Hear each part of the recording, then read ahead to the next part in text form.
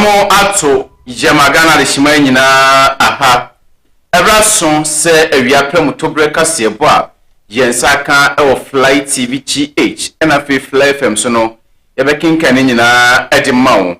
kase ebo etwa ne ho e wa be fontintam fidie ne so a na eyemokode lastic adaroma oko Facebook a Fly TV GH ubenya kase ebo bi akenkan na wanya bi atie oko YouTube a Fly TV GH ewo YouTube okwa for adwentre eto kase bonase na like every pomo wekinken nyina eti amount awie ensema hodo bia obeti ene say Ghana mampani His Excellency Nana Akufo Addo akasa edi afa ajapade document no eho ewon semfoforo mu no na hyebedwane a ogina mo manfo ena de hyemo kasoa enso edi atu edwase Ebraso na December Ghana for ekoto aba omonto aba enfoma no se de be ye mpuntujuma oye no obetimi atwaso adehye bi amotete temamoto we no so era de sede eto aba no anim se ombesre na da se omaye overhead enso ho se de be ya ebeboa na kwansidi anase kwanhye isi no eto obetimi atwa jemeko dwaso na abeto dwase akwada keto bi yira me no kasei nipa bi adaroma matimi akoku abofra no we ene nsema hodo bi na wiei yaboabo no se premotobre kasebo Fly TV GH so empanyimfo se abosoe ene moja point yemfa kasebo no maseda Emma Macedin International School Macedin se japade a odi ja abofra na uwachi yenjin free nsem nwumasua Macedin International School Crèche kindergarten nursery primary and junior high school asem den say Macedin International School school basa efadusua focus school na omo sande omo ebafi bambo ho nsem school mpanyimfo atutunisia yewa bambofo ewo school no mo ebo mofra no ho ban 0592 500 593 Macedin International School dream believe and become Macedin natural mineral water say obanum su na onya pomudin atnasede na eye Macedin natural mineral water isanti yedinsuo abadwamanso na asemdan se yepe distributors a ombetu nsuo ni biaton na onso wonya mfaso edi agu oboto misro frame pagimfo 0538 461144 0205 225477 na one Macedin natural mineral water for ND and South Orlando's Herbal Clinics se said ye nwere die akoye no yade nkoa na da bia adeche no nipa esesa ebonobo enti adeche no pa Ghana ni obehye ni bia edi America ekọ Orlando's Herbal Clinic Dr. Esaya David se low sperm count be man kwamo no ahodi nim enti watutu ato besi nei akoko bapa unkumbi Dr. Orlando Sebra na omo wodro na ho ebeto eno achi menstrual disorder bosumya swin oba onampotemu nyina yedo be calendar Dr. Sebra na omo wodro na ohun ento eno achi sloke yade no eyade bia Japan enti Dr. Orlando Setutu America na bra na sweye na obeboa eno achi wasen kancho se diabetes said de wode na ye akodru biara fabra na ontu ase emfamao syphilis, gonorrhea, white, malaria, and asthma. Dr. Orlando Herbal Clinic, Eddie Elbidru, Ebitu, Asie, Eddie Amount. Dr. Ewo Adesu, Potem, a few more do what Medina, and then Cranina, Mumfonichimu, do what na Obenya Dr. Orlando Herbal Clinic, Ewo, and someone Potem, so now, called Dokotia, Kota Panaso, Dokotia Kota Panaso, now only Dr. Orlando Herbal Clinic, Nkudi. And so Dr. Sebra na oba freno 0244 352 001 0249 352 001 na only Dr. Orlando ND and so ohani bi wo ho a eya na esunsumu hawo ebi wo ho a wo de chia unya humwaye tina na oja Sebra na omwa o pese otukwan o passport no ehon sensem bebre bema bekono wanim ayopa oba bekono wanim aye bema eno achi unam na ntentan so nsa ebi so wuti ebi so waso nana oja the black powers ose brana so ye na omwa eno chi na nasen kancho say pocket no dry ebi ewo ho ope bambo anase for girls anase for boys nanase bra na omwa bi wajuma sem enkohye nanase bra wajuma no ope promotion wo mu a nana oja the black powers ase bra na so ye na omwa 0257341005 0257341005 nana oja the black powers ewo number 1 ufri suwun kofo dua na eba udru tike mantika che mate no so we si number 1 usi abise okara fo no so okọ nana oja ho obia de obekọ ufri san na se enkran na eba enso udru nsan overhead ka che mate no so we si number 1 na osiwa bisa okara fo no so okọ nana oja the black powers asye na omonfawo enko osebra na omoisanse niema ne bi wo ho a wuhia obi a waben e wo sunsumu na watimi abo awiai obeto data edi na the general enterprise esanse sisi ano data boye dim pop we like bill free wa data neba enti free general na free to data na fadi ujuma say companies anase ankrankre upebi edi juma we free 059724 05972390 0597239862 0592399862 na one general enso NDS so flight TV men kan cho say opewe bi akwya attachment a America na fo ni chiremu e flight TV GH akache frempanyimfo 0249241301 0249241301 na one flight TV NDS so ewie injuma ko ya da roma ena kasebo no jede ebe somo okenkani eyeme Nana Kwame Addo afejebre na ti kasebo no enchirechiremu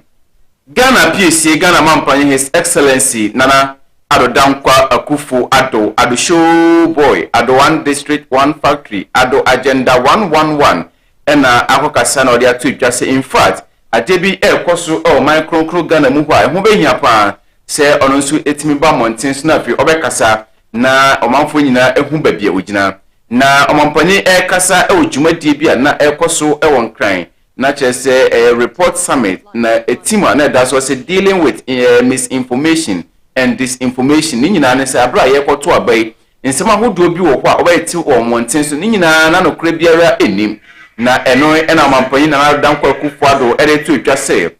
obesrada ade ba kwa ekoso ejapade document na chese onkrofo bi na monte so eka sesi na obefra konwa so ende ejapade omoye na fumfa omo sese ni nyina no na ode tu dwase sansem no kura biara enim eno achi omampani na Dankwa Akufo Addo eto ne kase so na ose omanfo nyina beka ya 2008 2012 and after 2016 abro ye na adwen kra se we po mampanya konwan ene nkrofobia kika so mampanya kra oye yarefo ebi kra se sebe nubone kra onombi sanse ni nyina ose no kra biara eni ne senti no de todwa se abro aka na Ghana fo nyina ekoto abai ehwo behia pa se ensema hodo ankrofo mamonten so abeka somde pritumi no omanfo emo sansem no nyina entungu eno achi no ena de todwa se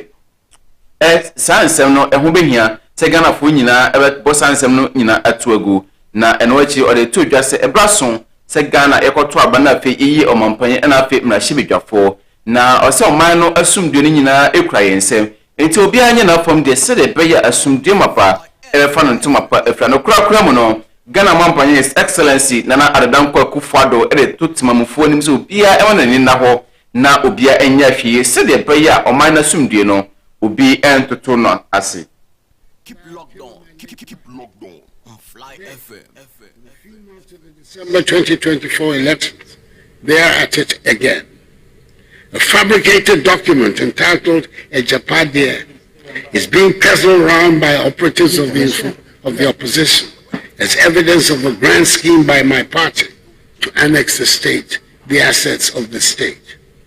These experiences underscore the importance of discerning truth from falsehood and the need for all of us to remain vigilant against the dangers of misinformation and disinformation.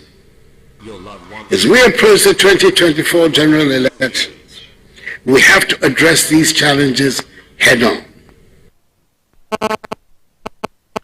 Awusiane ekotie Ghana de share Ghana Mampani His Excellency Nana Addo Akufu Addo show boy erade sanse nyina etu etwa na shebe dwane a ojama manfo ene ade hyamwo awutu senya east abatom peswa so honorable Mavis Hawa Kumsin enso ede atu ade hye ene manfo mo kaso anim se December ne de tosonson so mokoto santre ne mokoto aba ayimra shebe dwane ewo kaso ne mpotemu a omonto aba emfama ono Mavis Hawa Kumsin na abra okasa ewo ntoabo no mu ena ode to adwa se wonyanteye na obi a wogina mu ewo NDC manyuku no dimu apremra shebedwa akonwa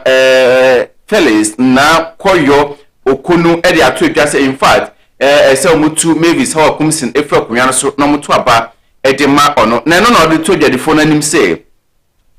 mami ebetimi aye adwuma omontie ne nsem a ona okeka ose se ono se okopebusia na se wanya enya na adeda se ono ankasa na katua ode beye mpuntudwuma ni ma nyina de danse pefe se kasoa ne mpotem de ono nkwa na betimi aboa na mpuntu atimi afa no ntomapa afra Mavis Hawa Kumsin eto ne kase so na de tudwa se ono kasoa de hye omusu enisu na ohawa nam no nyina no ono nso enam bi mu ni santi adwuma pa wa hyase eye o kaso na mpotem no eni kwanse omtutu no ajeje mu ni santi December ne de tosonson so omokoto aba omonto aba emfama ono Mavis Hawa Kumsin se de beya obo na mpuntudwuma wa hyase no obetimi de akọ awiye pa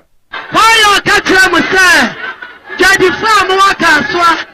o se wo kopelo na wanya bia o fa ni sika e mamulo asama koyo katra mu fire say sa kona wanya adwuma amamwa o fa adwuma bi amma e kaso the Hawa Kumsin there I've been tried and tested and you know me very well. When you say I'm young adwuma eti kaso afo motu ameso na adwuma pana me ya no menye ekoso pasha kaso anyimonya awusiane ekotie eyemra shebedwane a ogina ema adehye ene omanfom wo wutu senya east abatom peswa so honorable Mavis Hawa Kumsin ena odisa nsemi nyina eto edwa posi sadom so hene e o micro Ghana mu eye Dr. George Akufu Dampare na wakasa ede futu chenchenche akwama semtrofo a mu micro Ghana emu na Dr. George Akufu Dampare eka ena de to twase ade ba kwa ekoso o micro Ghana mu breaking news and the semtroni bi beti asemsi ya onya hwehwemu said the what no no kresa na enye no kre na de abeto monten so na eno na ode to twase kobasa omano asumdie omano kabi no etutu na jeche mu ni senti na ode adesede to nsemtrofo nyina anim se sempo oti asem bia ansana babonten so edabeto dwa no nyabotre na ye nhwehwemu fiko na hu se nsem na oti ye no eye no kre anase enye no kre. The sponsors, both financial influence and others of such people, let's deal with them in two ways: through the principle of moral persuasion, because some of them may not know they are just being used for the parochial limited interest of an individual, a group, and therefore they just carry along and run with it. Persuasion will help some of them to get out of the trouble, even including some of the sponsors of these activities, when their conscience are pricked to the fact that why do you allow a personal limited interest to override a national interest? Because your personal interest, when it survives and the national interest collapses, you have no interest. And if they fail through the act of persuasion, work with us to use the full force of the law to deal with them. Because such people, God will be happy for them not to live among us than to be among us and destroy all of us. Ene ekotie posi sadom so hne e micro Ghana mu Dr. George Akufu Dampare omana so wa eno achi no eno de to dwa se sebi obo micro Ghana mu kwa ade ba ko a yentimi entutu na jeje mu kabima minkabi ena afi asumdie mapa ewo o micro Ghana emu ni santi na de to nsem trofo ena afi timamfo nyina anim se obi anya na fom de na asumdue na yewo man Ghana mu no ebekọ so atena ewo ha. Then the next leg, which I've always referred to in the 1990s through an advert on newspaper, adverts on TV when we were growing up. They say water no get leg. It be PVC pipe, they carry out. The manufacturers of this fake news, when it becomes a product, it has no leg to go to the market. We become the PVC pipes that carry it to the level that it becomes spread and it goes viral. So we need to look at ourselves and see that if there is a fake news, disinformation, misinformation, and it is spreading all over the place, we are responsible. So if we are responsible, how do we deal with it? And that brings to the fore the concept of critical thinking. 4 key layers. The first point is that it is noted that sharing is caring. But when it comes to misinformation and disinformation, sharing is not caring as soon as you receive it. Ene ayekoti eye posi sadon so hene ewo man kronkron Ghana mu Dr. George Akufo Dampare ebegyina we so na yetwe ho age aboafo nkrato yeba yebeto akase bono so ede amon. Admission. McJaden International School asabia kwanya edusuafo free crèche, kindergarten, nursery, primary and junior high school. McJaden International School say o school basa efa edusuafo or classroom efa edusuafo baako aduno. Bambo Honse McJaden International School after 20 years at the Bambo Honse agude naso. E wa church for ma ben e wa de kire ene edusua emu. McJaden International School achiri kwan o kwafu krom opposite Okanta School Junction. Open church mu ene asembise bia 0592 500 593 0592 500 593. McJaden International School as a dream, believe and become. You are listening to DJ Fly on Orofo ise nsu adoso o dwamanso ba ko a ewiame kamfo ediamo McJaden Natural Mineral Water. McJaden Natural Mineral Water nsu krogin a obetimi de di dwuma o birthday party ase se office ahodo asore afi companies ahodo McJaden Natural Mineral Water na me kamfo ediamo de tene se McJaden air distributors a mba betu nsu no akoton na nso nyamfaso edi agu botom na sem den se McJaden Natural Mineral Water ebema discount abra o banana no edi dwuma from McJaden for 0538 461144 0205 225477.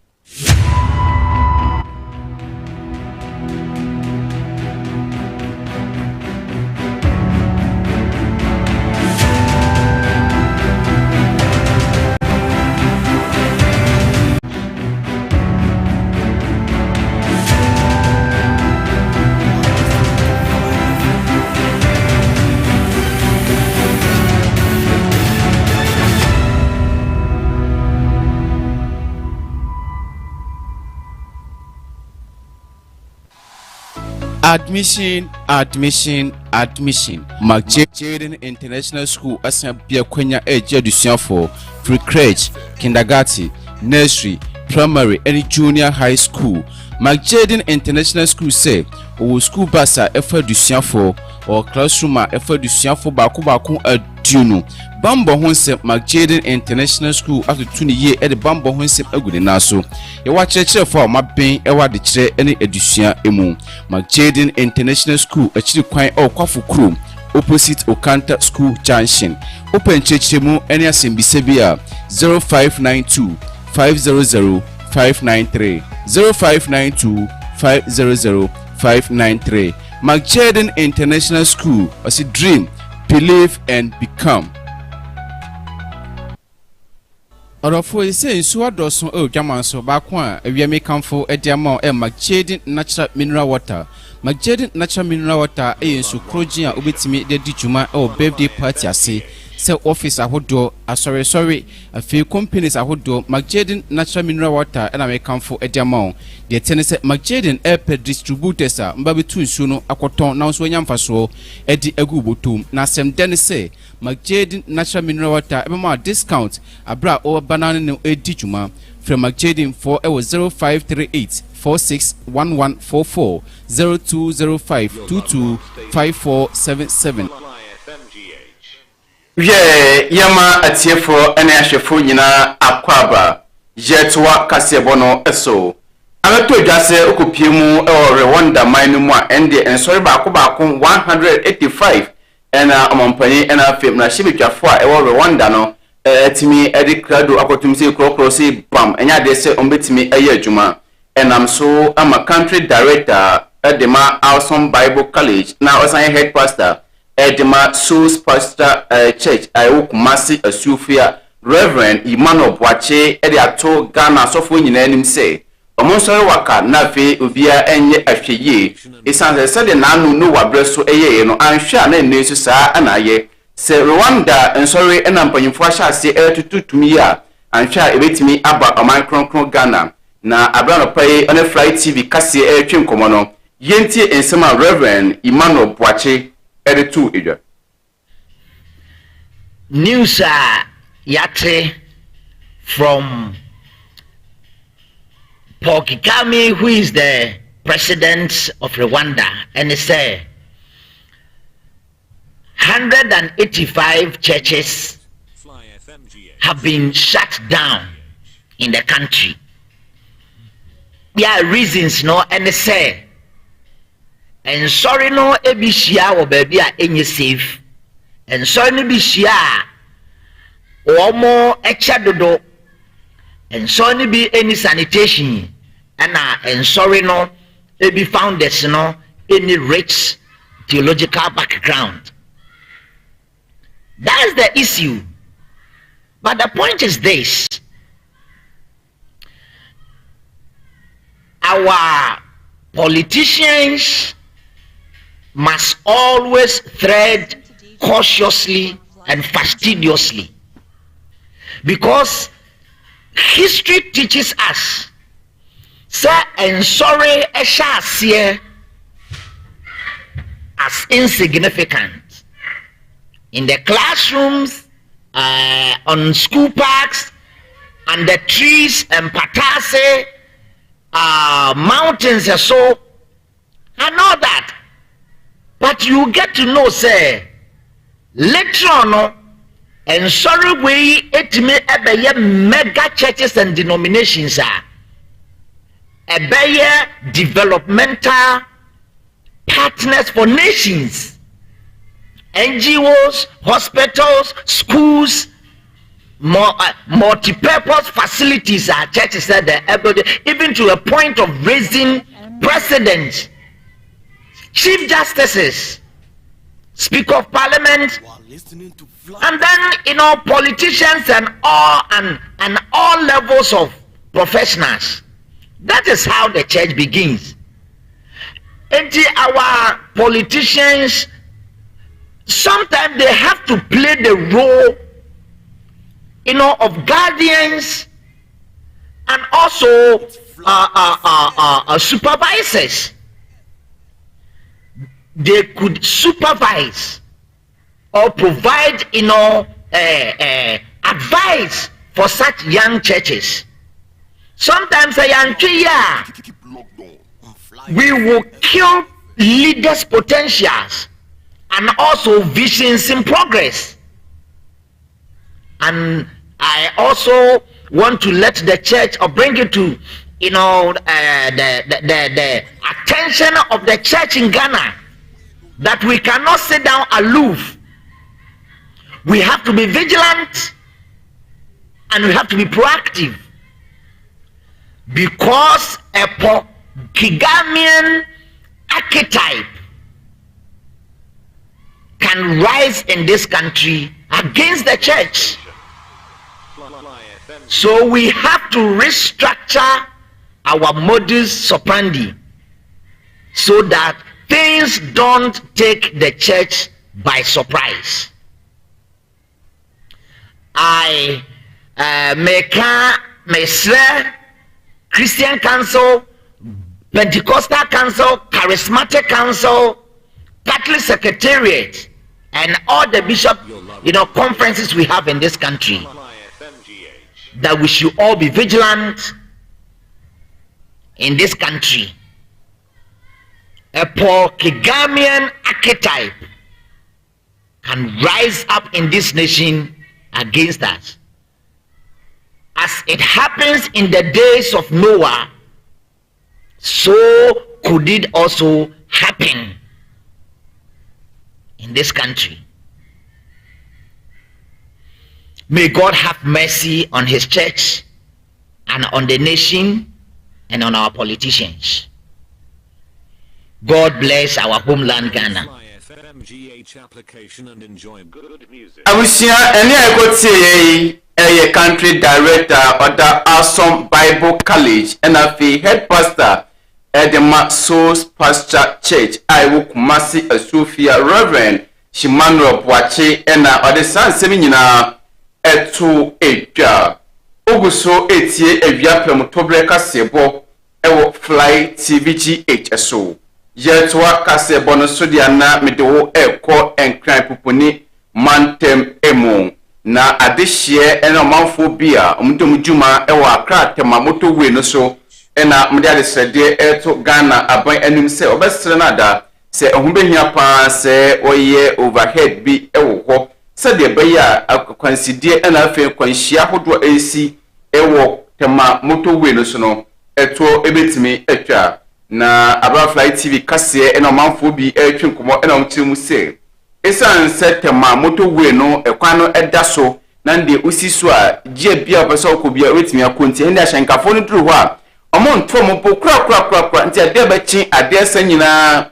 akwanhia esi okwan so nanam so amom de sede eto osoafo a wo hwa akwan ena kwantempon sem sani monimja ombesre na dase overhead bridge no omeye bi ewo Accra tema motorway no eso sei ena adehye edomonsem eto Fly TV kase eni police for the Medina Hanom direct because I said, Fire and Coffee because you money in my hand. See a stress, I banned it me by year where my overhead and my and also a boy. More close, castle speed, no go on. Francis make us a Nipano problem. A good come on. Obviously, I can't watch it, so between the canoe slow down once and I can't have a bone. And you see that we are actually weak to a month. I'm on the speed limit because still there are accidents on this road. So I think they almost answer some by maybe 50 per news I am making. I think they almost reduce the speed limit and now some way overpass I will be better. I was sharing a omanphobia omo tema motorway no so and I'm said dear to a buy and I feel so far or pine and a quantum point sense and manimija on my year foot bridge and so our tema Accra motorway no so said a bayer a quenchia hodo a dear chin a dear son esinina eto ebeja yekowie ewia motobre kase bono ewo Asante Achim South Manseno emu ani nyina ewo Asante Mantemu na yekodwa so abeto dwa se abai akwadaketfo bia sebi omame wo no oso wompe nti akwada no okoto no twene ewuramu na eno ena Fly TV kase ene obia ordinary edi nsemichi edi nkomo ena odi to dwa se ono na brechira yira oho ena waye na dwen se ndi okowuram na ahohwe abrechi a wayira no na eno ena oduru wura no mu ena ote se ende dede bi ekoso enam so amande okudro di dede nachi na okoye na chese abaya kama ntietiefo bra Facebook ana YouTube na behwe se akpada ketwa ade achi nkrofo egua sofie sorifie ebi gua busumfie epeba obi nso onya bi ede na koto ewuram se wompe no ena ote se akpada no eda ho esu a ende ono nso ede okudro edi ene nachi okoye na chese akpada fefe oda ho a ne maame atimi eja no ho akọ ena eno achi no ena odeto dwa se obefre kromofo bi ne nuanom amamo ka no ho ena awofra no mkofa abofra na sisi no omde na koto dwa so aban ayaresabia a doctor for ejina akoda no so ehwe se de be na pomuden ebetimi ejina ne naso na Fly TV kase ene obi a ohun sansem no etwenkomo ayira ani we hwehwe ye me fa aha ani me ko Obibe sa me ko asie ho no ani me ko mo se ade bi eso ho no se aponchi ba so en suti se akwara anipa ani me ko ho ya akwara na wo fom ho nwa sa nyina boni ni ani mbe fra mi nya no so no bo fi ade ani mu ko ye ko ya na mu ko ho se o mu be fa no ko dokita ni akade mi hu bi da you watch mama hadi ami hu bi ya ko chi ba na yira ya mi ko bianka